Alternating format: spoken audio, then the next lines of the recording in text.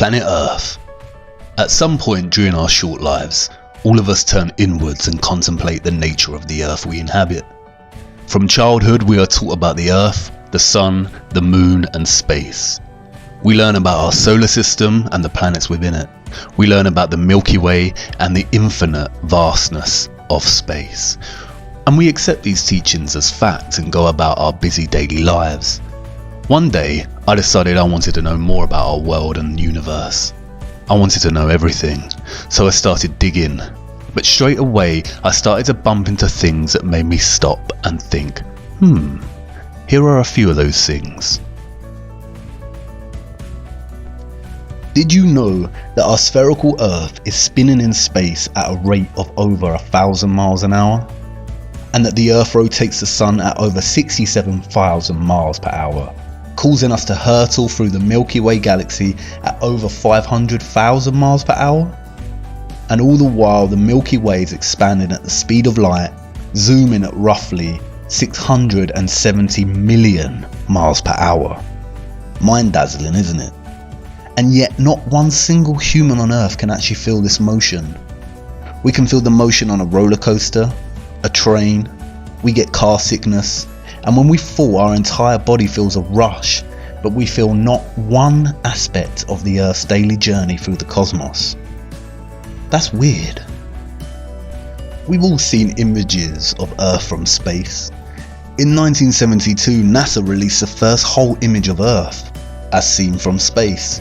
Titled The Blue Marble, one can only feel amazement at its perfect spherical shape and feel the immense enormity of the silent nothingness that surrounds our blue marble.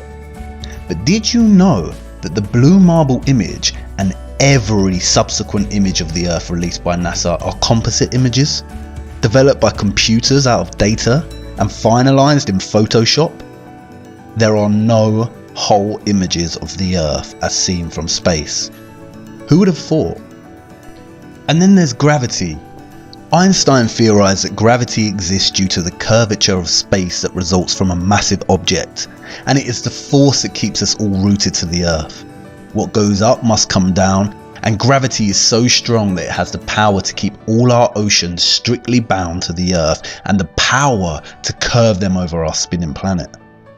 But it is not strong enough, however, to keep the birds from gliding through the skies, to stop feathers floating in the air and balloons rising. I guess gravity's power is a selective one. As I looked into space and physics more, I had more and more questions. And I knew that somebody much smarter than me out there had the answers. But it wasn't just space that fascinated me. I wanted to learn about the biological and geographical nature of our world. And again, as I dived into learning, I found more weird things that puzzled me. It's basic biology that living cells consist primarily of hydrogen and carbon, and water consists primarily of oxygen and hydrogen. But biologists found the strangest of anomalies in the poles of the Earth that even puzzled Soviet biologists. They found an unnatural amount of water frozen in the ice and an unusually high percentage of carbon dioxide in the world's oceans. There is a lot of water, snow and ice on the Earth. Do you know what this anomaly tells us? It tells us of a great worldwide fire in the Earth's history that, biologists have suggested, carried away 99% of the world's biosphere. What really puzzles me is that figure, 99%. That means that everything alive on Earth is now 20,000 times less in volume, and the biochemical mass of all living things is much less than before this huge fire. Wait, what? What did living things look like before that fire? There's no doubt that we could benefit from extensive scientific study in our poles, but did you know that Antarctica is the only continent on Earth that actually belongs to nobody? In 1959, the nations of the world signed the UN Treaty ensuring that no country has claim to Antarctica. The treaty prohibits and regulates all global activity on the continent. Wait, come again? Since when has any nation given up their drive to own and exploit any land on Earth? I kept researching, which just opened up question after question, Some things just didn't make sense to me, and it seemed that many pieces of the larger puzzle were missing or just unanswered. And then I stumbled on something so ridiculous and absurd, I did not know whether to laugh or become angry.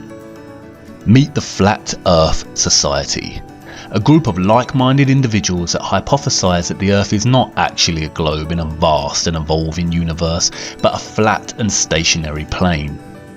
At first I thought it was a joke, or some kind of vigilant, religious and creationist denial of scientific advancement.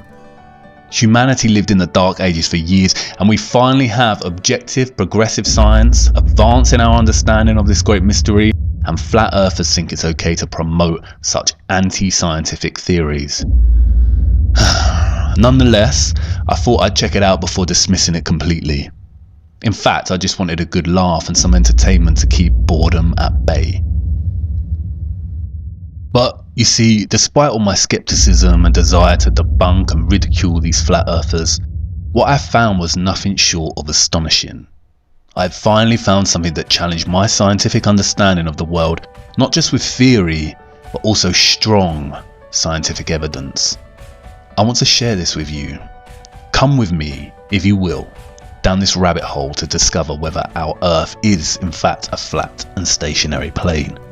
I only ask one thing before we begin. Keep an open mind until the end of this series and question absolutely everything. I promise you this, at the end you will certainly agree that everything we have been told about our planet is not exactly what it seems. You may even find that your entire perspective on the world has changed, like mine has. And I warn you, this rabbit hole is deep and perhaps at times a little troubling, but we'll take it one step at a time. And hey, who knows, maybe we'll even get to meet Alice on her way to Wonderland. Follow me now to part 2 of What on Earth Happened.